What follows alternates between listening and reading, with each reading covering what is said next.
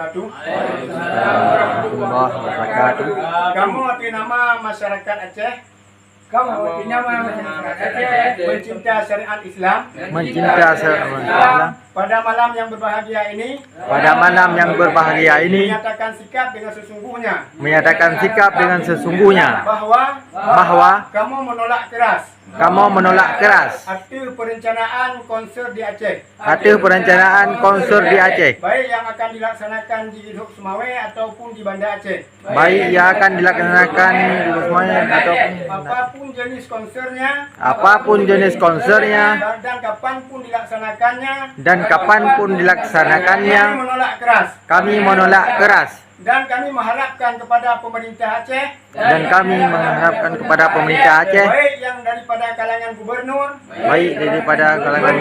bupati, dan ketua MPU, dan siapa saja yang terlibat dalam jajaran pemerintahan,